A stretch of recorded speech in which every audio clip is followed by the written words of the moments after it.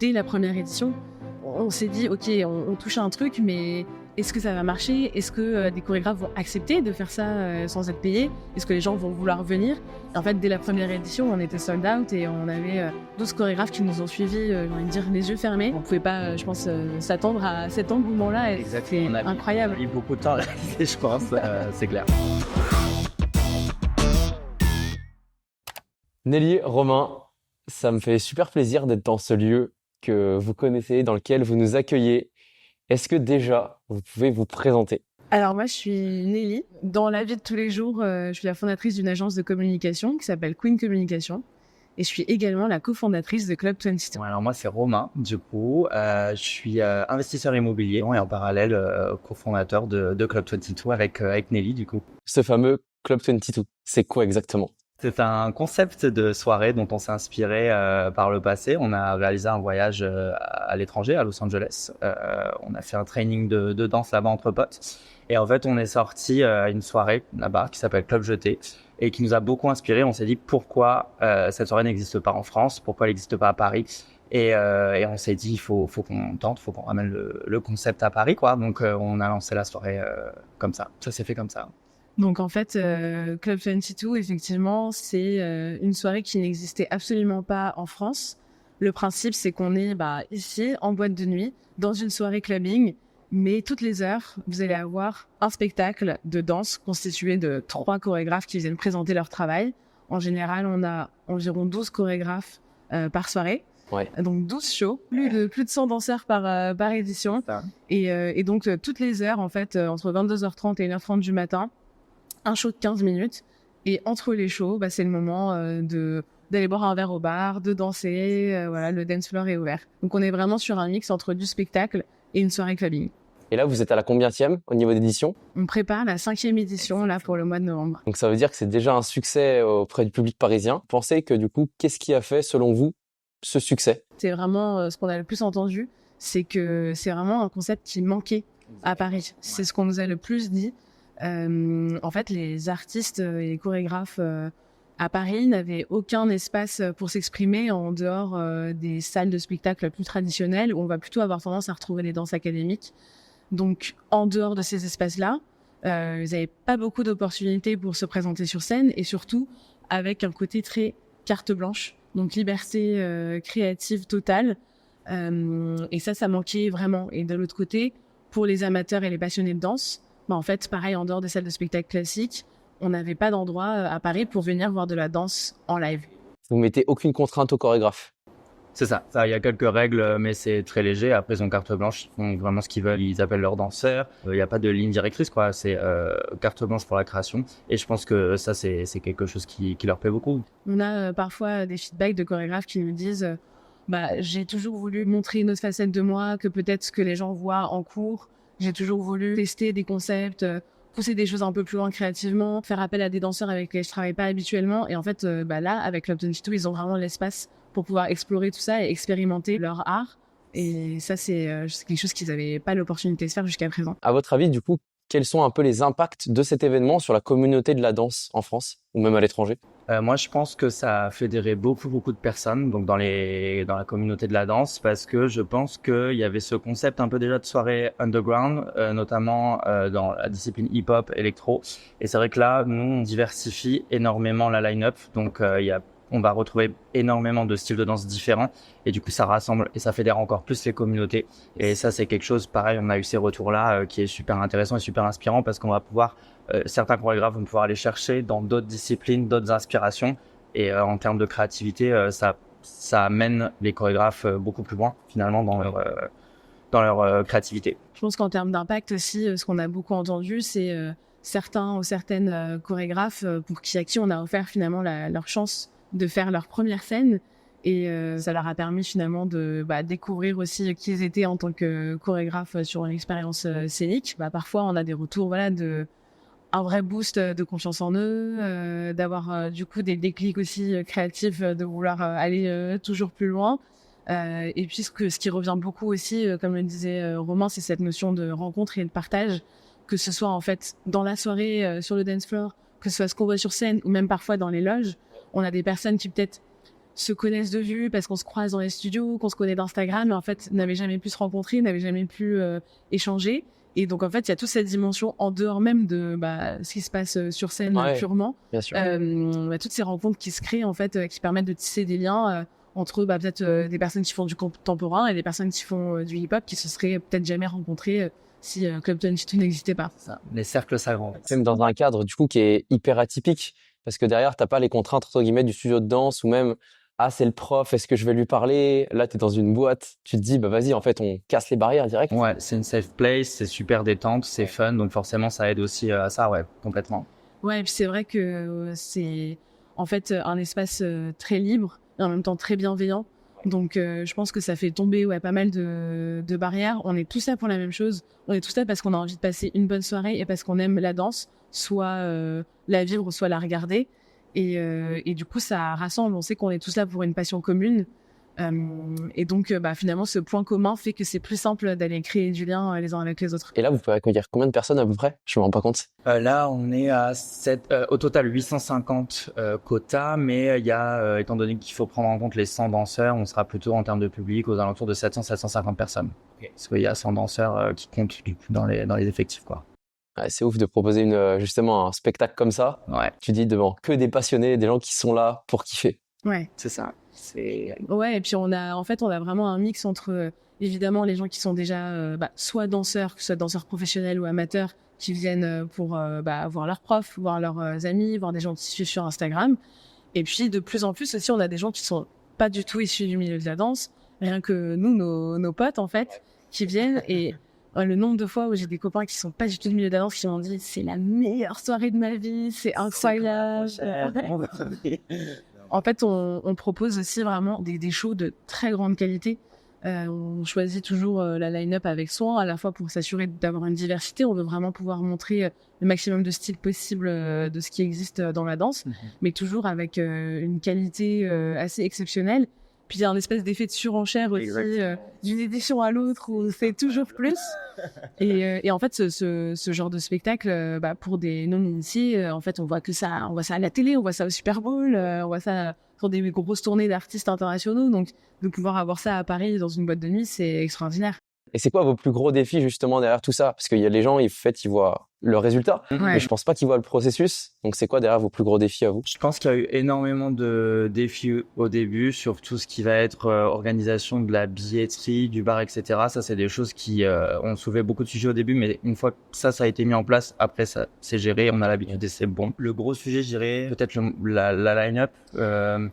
Ça, c'est quelque chose qui est un peu parfois compliqué à établir parce qu'on a cette contrainte qu'on s'est imposée de diversité et on a aussi après la contrainte des emplois du temps en fait, de réussir à trouver des chorégraphes qui soient dispo et après il faut que ces chorégraphes contactent leurs danseurs et que ces danseurs soient dispo et après il y a toute la mise en place des répétitions et en termes d'emploi du temps ça peut être compliqué. Nous on a envie que ça se passe bien pour tout le monde, donc on a aussi envie de leur laisser le temps de pouvoir créer et de pouvoir aller au bout de leurs idées. Et parfois aussi, on a cette contrainte-là des chorégraphes qui se disent j'aimerais le faire, j'ai une idée, mais en fait là, je sais que je suis sur un job pendant 2 mois, donc j'ai pas le temps de répéter, ça va être trop short.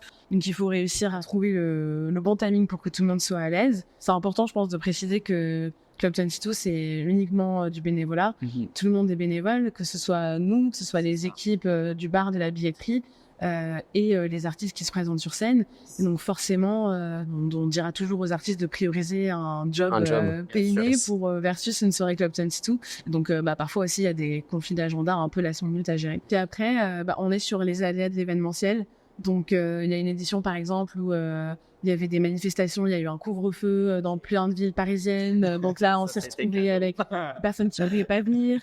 On a toujours en fait des choses à gérer. C'est ouf, vous parliez tout à l'heure des bénévoles et même les artistes. Et on a interviewé récemment dans le podcast Anna qui disait ça. Et justement, en fait, les gens, ils sont pas payés et pourtant, c'est vraiment une chance pour eux de le faire.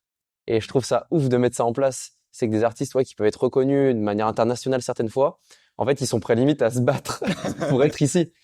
Et je trouve ça génial, quoi. Ouais, on a de plus en plus aussi de demandes de personnes qui veulent venir se produire sur la scène de Club 22. Donc pour nous, ça c'est une des plus belles récompenses, je pense, qu'on a. Dès la première édition, finalement, on s'est dit, ok, on touche à un truc, mais est-ce que ça va marcher? Est-ce que des chorégraphes vont accepter de faire ça sans être payés? Est-ce que les gens vont vouloir venir? Et en fait, dès la première édition, on était sold out et on avait 12 chorégraphes qui nous ont suivis, j'ai envie de dire, les yeux fermés. On pouvait pas, je pense, s'attendre à cet engouement-là. Exactement. C'est incroyable. On a mis beaucoup de temps à réaliser, je pense, c'est clair. Et c'est quoi parmi justement toutes ces éditions-là, tout ce que vous avez fait, les moments les plus marquants de Club 22? Pour moi, en fait, il y a plusieurs moments, mais à chaque édition, avec Romain, on ne voit pas, mais on est derrière la scène, assis par terre, derrière un paravent, au moment où les artistes passent sur scène. Et en fait, d'entendre, du coup, on voit pas forcément ce qui se passe sur scène, mais d'entendre les hurlements du public. Ouais. À chaque fois, rien que d'y penser, en fait, j'ai la chair de poule d'entendre. On a l'impression que c'est Beyoncé qui arrive au Stade de France. Ouais, t'as l'impression que les murs vont tomber. Incroyable. Vraiment, et donc nous, on est là, à chaque fois, on est assis, on se regarde comme ça c'est extraordinaire. Et pour moi, c'est un peu les meilleurs moments de voir en fait que les artistes ensuite sortent de scène et ils sont super contents. Et puis le moment où on se retrouve avec l'équipe à 4h du matin quand les portes ferment et que nous on peut relâcher la pression et qu'on se dit ouais, ça valait le coup. Ça valait le coup de pas dormir, ça valait le coup de bosser comme des dingues parce que en fait c'était incroyable.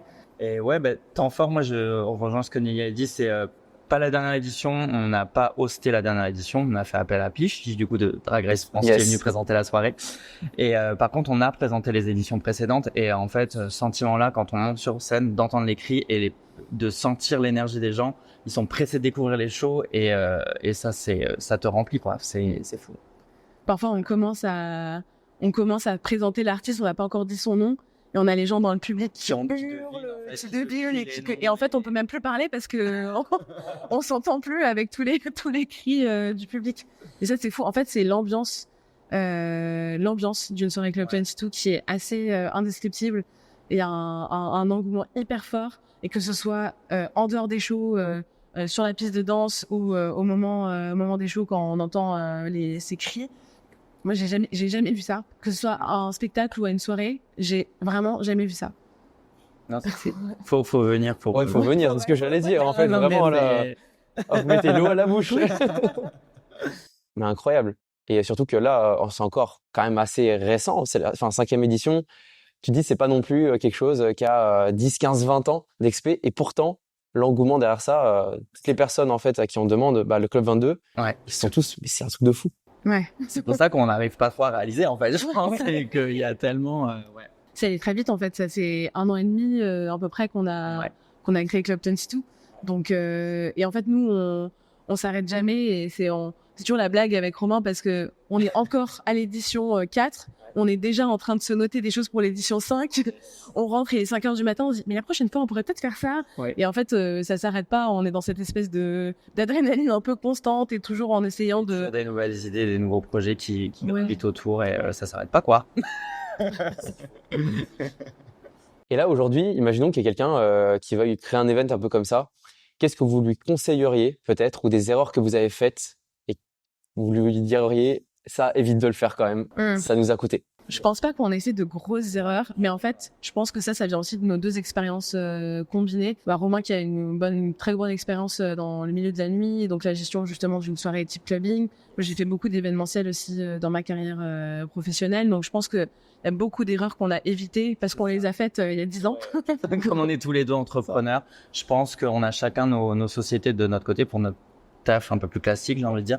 Et je pense que du coup, ça nous a beaucoup aidé d'avoir cette expérience-là pour la création de la soirée. Et je pense que du coup, on a évité aussi des erreurs comme ça qu'on a commises par le passé de faire nos expériences pro, mais de chacun de notre côté, quoi.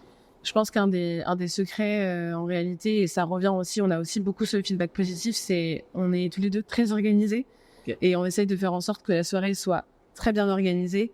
Et on a souvent ce retour justement des danseurs ou des chorégraphes qui nous disent que l'organisation est super fluide. Et ce qui est peut-être rare en plus dans la danse. On a en tout cas ce feedback-là. Et je pense que ce qui fait aussi la différence, c'est qu'on met vraiment les artistes au cœur de toutes nos considérations. Donc, on a vraiment envie que ça se passe bien pour eux, que ce soit en amont, trouver des partenaires pour qu'ils aient des salles de répétition disponibles. Pendant la soirée, de faire en sorte que ça se passe bien, que tout soit bien organisé au niveau des loges, qu'ils aient à boire, à manger. qu'ils sachent exactement à quelle heure ils doivent être à tel endroit, de les accompagner jusqu'au backstage pour être sûr que ça se passe bien. En fait, peu importe le sujet ou s'il y a un problème, si on rencontre un problème, ce sera toujours les artistes en priorité. Et je pense que c'est ça qui fait aussi que ça fonctionne bien et qu'ils sont contents et qu'ils veulent revenir, quoi. Parce que Tu m'étonnes. ça, les artistes et le public. Typiquement, on va, nous volontairement, on bloque la jauge un petit peu en dessous de la capacité réelle de la salle, parce qu'on veut que les gens puissent avoir de la place pour danser, avoir de la place pour bien voir. On essaie d'optimiser l'organisation du bar pour être sûr qu'il y ait le moins d'attente possible. Donc, c'est voilà vraiment mettre les artistes et les personnes qui viennent à la soirée au cœur de tout, de toute la manière dont on pense les choses, pour être sûr que tout le monde soit content et que ça se passe le mieux possible. Et après, voilà, un conseil à donner, c'est organisation. Ouais. Ouais. Oui. Ouais. Ce genre d'événement, il en faut aussi. Ça marcher. Voilà. Beaucoup de tableaux Excel. Tableau Excel. Et de choisir aussi les personnes avec qui on travaille. Ouais. Je pense qu'avec Romain, ça a été une vraie rencontre tous les deux. À la base, on s'est rencontrés à la danse, on est amis. Et toutes les personnes avec qui on travaille dans ce projet sont nos amis. Et sont des personnes avec qui on partage les mêmes valeurs. Pareil pour nos partenaires. La même passion pour la danse, la même envie de faire quelque chose de manière généreuse pour la communauté de la danse, et des personnes en qui on a confiance. C'est ce que j'allais dire, Et la voilà. confiance, clairement. Il y a qu'un truc En fait, sur ouais. ces personnes-là, quoi. Mais ça, c'est génial. C'est super plaisant de voir un événement en fait où les danseurs sont sur le devant de la scène. Souvent, ils vont accompagner des stars, Oui. où ça Ouais. va être l'arrière-plan, l'arrière-scène. Ouais. Et là, de les propulser sur le devant, je pense que pour eux, c'est une reconnaissance. Ils doivent se dire enfin. Ah, c'est leur Ouais, moment. c'est eux les stars, quoi. Ouais. Ouais, clairement. Bah super. Bah pour terminer, est-ce que vous avez un petit mot de la fin? Voilà, la soirée le 2 novembre pour l'édition 5. Ouais. Ouais, en fait, on le dit comme ça à la légère, venez voir parce que c'est génial, mais en fait, venez voir parce qu'aussi on a besoin de vous, du public. Les artistes font un travail phénoménal et répètent pendant des heures et investissent du temps, de l'argent dans des costumes. Et en fait, s'il n'y a pas de public, Flop 22, ça peut pas continuer d'exister. Exactement. Donc, voilà, que ce soit des personnes juste curieuses, qui aiment la danse ou pas, venez encourager les artistes et encourager cette soirée pour qu'elle puisse continuer d'exister. C'est hyper important. Et dernier mot, le Club 22 en un seul mot, justement. Moi, je dirais communauté, je pense. Ouais, communauté. Alors, j'ai envie de dire joie, Mhm. parce que c'est vraiment un moment de pur bonheur et je pense partagé, que ce soit pour nous, pour les copains qui sont au bar, les copains qui sont à la billetterie et pour les artistes qui sont sur scène et le public dans la salle. C'est toute une explosion de joie. Et c'est aussi, je pense, ça qu'on veut garder en ligne de mire pour tous les projets qu'on pourra avoir pour l'avenir. Bon, en tout cas, merci pour ce moment de partage. Et puis, je pense que tout le monde aura compris que c'est rendez-vous le 2 novembre. Merci à toi, merci de nous avoir invités. Eh ben, avec grand plaisir. Au revoir. Bye.